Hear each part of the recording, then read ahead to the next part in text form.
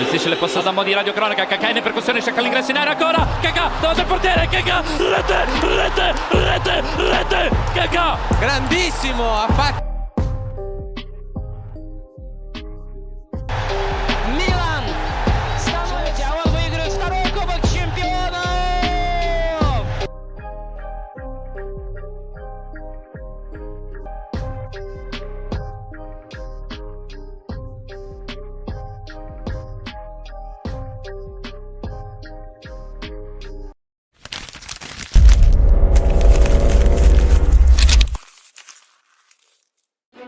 A man had just landed at Malpensa Airport, and my first thought was, who is this nerd? Glasses, neatly combed hair, and an innocent face. Those were the exact words that came out of AC Milan's head coach at the time, Carlo Ancelotti. He couldn't believe that a club of AC Milan's stature had brought in a bookworm to strengthen their squad. Ancelotti was already convinced that this guy would be nothing more than a laughing stock in Italy. That man was Ricardo dos Santos Leite, whom we all know simply as Ricardo Kaká. Carlo Ancelotti's astonishment toward Ricardo Kaká only grew stronger. Kaká was completely different from any Brazilian player he had ever encountered. There was not even the slightest resemblance. He looked so innocent, like a lost high school kid. However, one thing caught Ancelotti's attention is many claimed that Kaká was an attacking midfielder with extraordinary potential. At that moment, though, Ancelotti's expectations were incredibly low. To him, Kaká didn't seem to have the speed or strength required to be an attacking midfielder. When Kaká joined AC Milan's training sessions for the first time, Carlo Ancelotti still couldn't believe that this bookish young man was actually part of his squad. In his autobiography, Ancelotti even admitted that during one of the sessions, he jokingly asked Kaká, "Do your parents know you skipped school today?" But all of his doubts vanished in an instant, completely shattered by Kaká's brilliance on the pitch. His performance left everyone stunned. At one point, Kaká had the ball at his feet and found himself face to face with AC Milan's hard-nosed warrior, Gennaro Gattuso. To everyone's surprise, Kaká held his ground, maintaining possession. Then, with a dazzling movement, he completely outfoxed Gattuso, so much so that the fierce midfielder let out a frustrated "damn it." And that was just the beginning. Kaká continued to showcase his abilities, dribbling smoothly before delivering a perfectly placed pass to the front line. The ball was so precise that even a world-class defender like Alessandro Nesta failed to intercept it. A magical moment. Still in awe after the training session, Ancelotti immediately called Adriano Galliani. His words were short but filled with excitement. "I have great news for you. We've just signed an absolutely phenomenal player." Unlike most Brazilian players who grew up playing street football, Ricardo Kaká came from a well-off family. This financial stability allowed him to pursue his passion for football with full support. Kaká first caught the eye of talent scouts while playing in a school tournament. And it wasn't just any scout, he was being watched by Sao Paulo FC themselves. Without hesitation, and fueled by his dream of becoming a football star, Kaká immediately accepted the offer to join Sao Paulo's academy. However, his path to stardom was far from easy. At the age of 18, his dream nearly came crashing down. During a routine visit to a swimming pool, Kaká suffered a freak accident that left him with a broken spine. It was a moment that could have ended his football career before it even began, but fate had other plans. Thanks to his family's financial resources, he was able to undergo surgery and receive intensive treatment to recover from the injury. Kaká finally made his professional debut for Sao Paulo in February 2001. In his first season, he played 27 matches and scored 12 goals, an impressive tally for a young attacking midfielder. His outstanding performances soon earned him a spot in Brazil's 2002 World Cup squad. Although he played a minor role due to his young age, Kaká still became part of the Seleção that lifted the most prestigious trophy in world football. A year later, his star continued to rise at Sao Paulo, catching the attention of AC Milan. Recognizing that Milan was one of Europe's elite clubs filled with world-class players, Kaká didn't hesitate to accept an €8.5 million offer from the San Siro-based team. At Milan, Kaká joined fellow Brazilians such as Cafu, Rivaldo, Roque Jr., Dida, and Serginho. However, his journey was far from smooth. His debut was underwhelming, and adapting to Italian football proved challenging. Competing against Milan's star-studded squad, Kaká initially struggled to secure playing time. But instead of giving up, he pushed himself harder in training, determined to prove his worth. His relentless effort paid off. Carlo Ancelotti started giving him more chances. Kaká eventually overtook Rui Costa as Milan's first-choice attacking midfielder, even forcing Rivaldo to settle for a spot on the bench. In his debut season with Milan, Kaká scored 10 goals in 30 appearances, leading the team to win the Serie A title Scudetto and the UEFA Super Cup.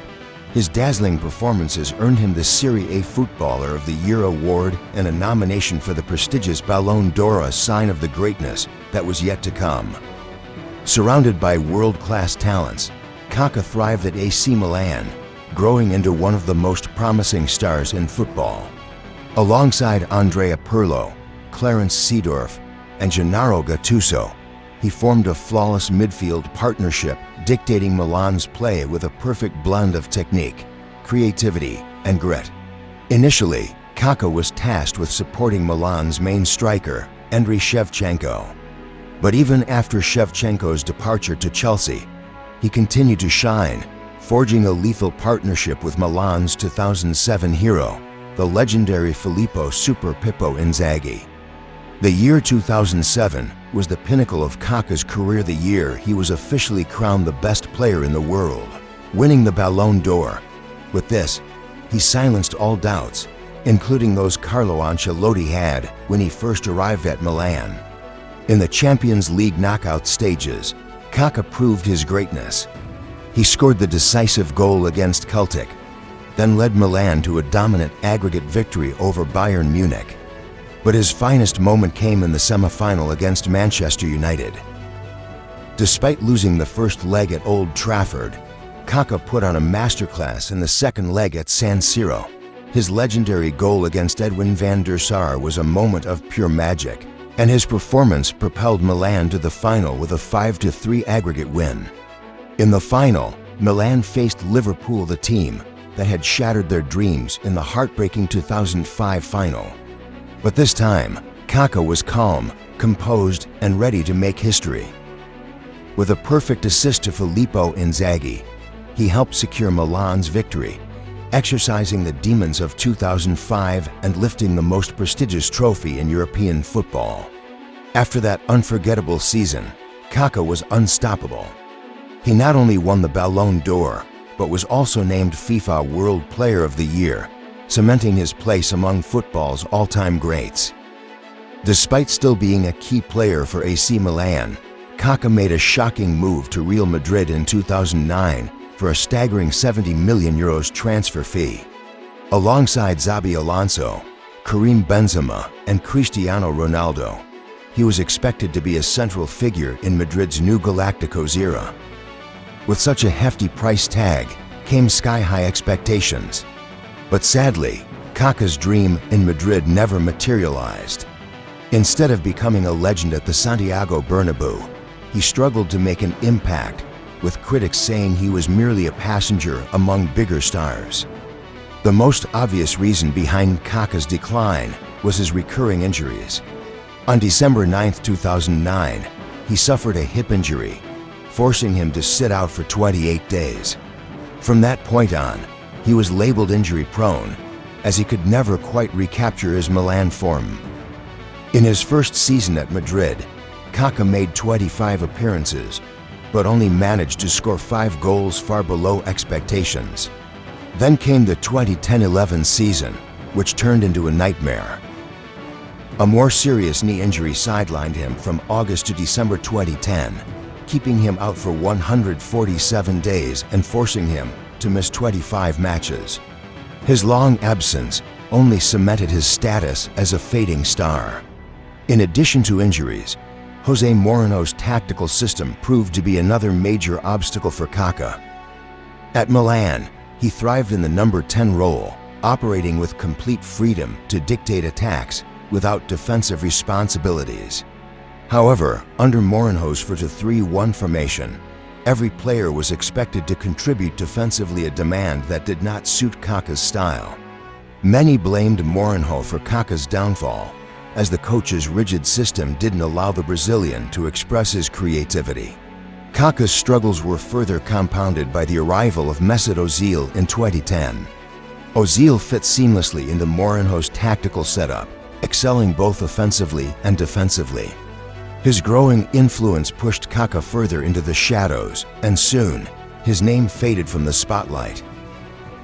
As if injuries and tactical incompatibility weren't enough, the media added fuel to the fire, further burying Kaká's career.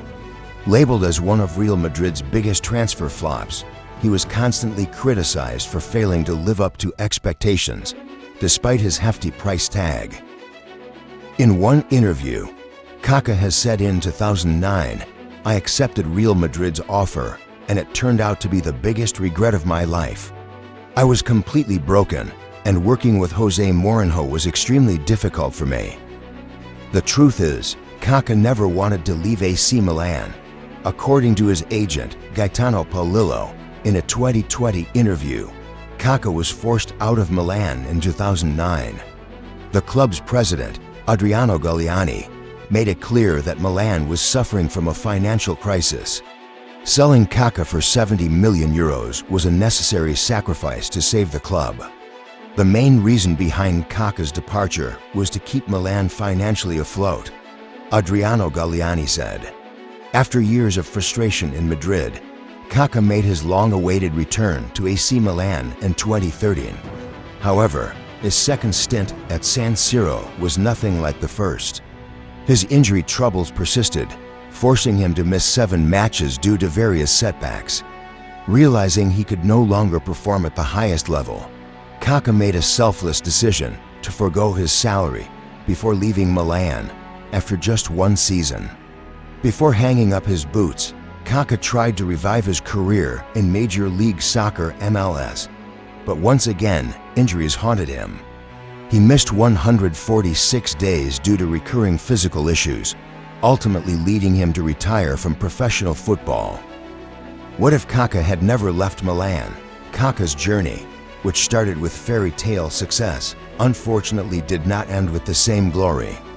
Had he stayed at Milan, could he have won more Ballon d'Or titles, more trophies? We will never know. But what we do know is that he was the only man to win the Ballon d'Or in the era of the alien and the robot. Despite his struggles, Kaká remains a footballing legend, a player who once lit up the sport with his elegance, speed, and brilliance. Thank you, Kaká.